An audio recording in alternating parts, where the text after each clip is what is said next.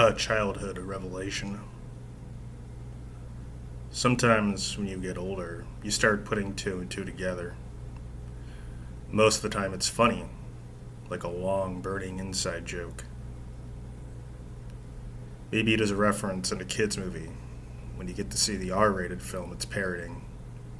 Sometimes it's a cringe-inducing realization, like that time you almost walked in on your parents as a little kid, and it took 8th grade health class for you to realize what you interrupted.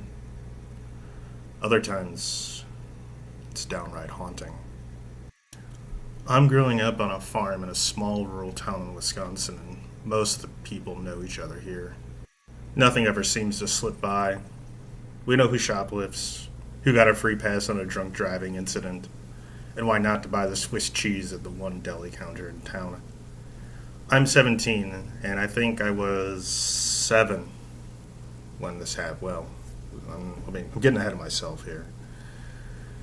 This morning, my parents were making a big deal about Mara Jacko passing away.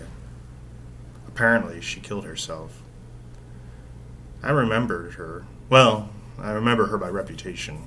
She was 3 years older than I, but, at least in grade school and then high school, her paths of troubles filtered down to the younger grades. There were some who despised her and others who loved her. Most of us, kind of really didn't know who she really was. I didn't realize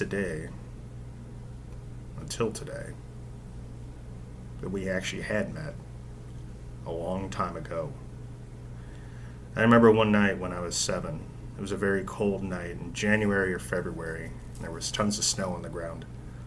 I was in bed, and it was late for me at least, like 9 or 10. And there was this energy and commotion in the air that night, and I couldn't sleep. I remember now sneaking down the staircase and peeking over the banister, watching my murmuring parents. I recall Dad saying something about them being out there for almost an hour. They were standing in front of the window, towards the west field, the one that connected to an abandoned piece of land.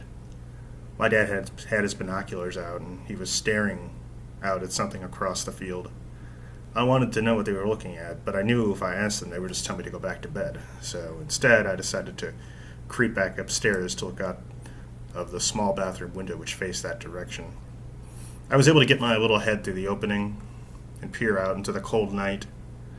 I could see 3 lights in the field, right around where the west field met the old Farron's land. In the still air, I could hear the faint sound of motors revving at high speed.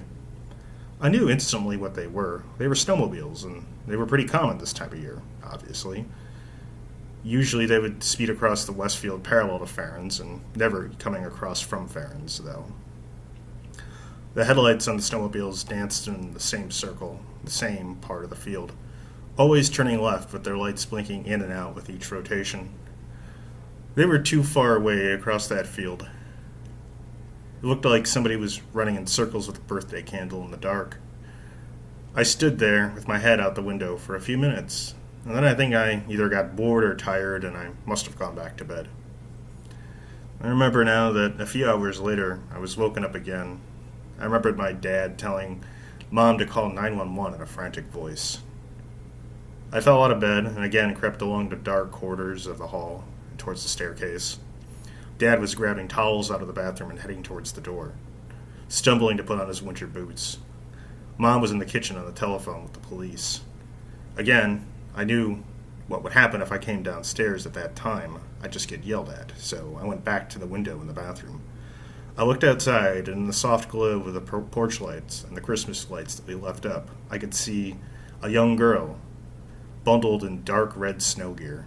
She was slowly walking towards the house from the field where the lights were. I looked off in the field, and I could see the lights were now still, and I couldn't hear any engines running. As the girl came closer, I pulled my head out of the window and decided I would risk getting yelled at to get a better idea of what was going on. I leaned over the banister again as Mom came down the stairs. Dad was halfway out of the house, pointing a flashlight at the girl now. He tried to wave my mom off as she rounded the corner and peered out the door. I never heard my mom scream so loud before in her life. It was the most startling scream I've ever heard, and I was so frightened by her scream that I ran back up the stairs and back to bed and shut the door and covered myself with my heaviest blankets. I could hear rustling downstairs, and then I think I fell asleep or were in shock or something like that. Anyway, I think I had to let all of this go in my head all this time because when I woke up, it was almost like another normal day. The girl was gone, but so were the towels my dad was grabbing. I could see many tire tracks in the driveway and a deep and wide path in the snow towards Farron's field. When I asked my mom and dad about it, they told me that snowmobilers had hit a deer, which damaged their snowmobiles, and that their 10-year-old daughter set out to the snow to find some help and ended up at our house. But that wasn't it at all. That's not what happened. I read the obituary after my parents left the kitchen, and then 2 and 2 finally made 4 for me. I don't think they were this explicit about it, about exactly how and what happened. I'm adding it here because I realize it really couldn't have happened any other way. But this is not what they printed. It was Mara who came to the house that night, yes. But she came walking across acres of snowy fields after the snowmobile she was riding with her father, alongside snowmobiles piloted by her mother and older brother, had crashed. They had misjudged a snowdrift, and instead of going over it, they went through and slightly under it, where an old piece of fence and barbed wire caught the 3 of their 4 heads clean off.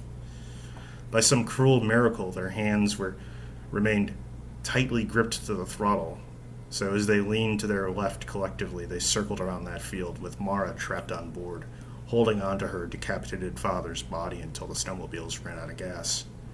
She stumbled across that field in shock, soaked and frozen in her family's blood. I suppose if that were me, I would also be pretty messed up from that. So messed up that I suppose I would act out in ways that no one would really understand, ever. And I'd probably gain a reputation. Notoriety, in fact, such that I would be a legendary problem kid through grade school and high school. As I'm looking out that bathroom window with my dad's binoculars in the fading October light, I can make out the segment of fence they went through, dividing the Farron's field from ours. Literally, had they gone 6, maybe 7 feet in either direction, they would have missed it. I'm writing all of this to myself, and here to anyone who will listen to it, anyone who will read it. I trust Mara must be at peace now, because when I look out that way tonight, I see 4 little lights instead of 3.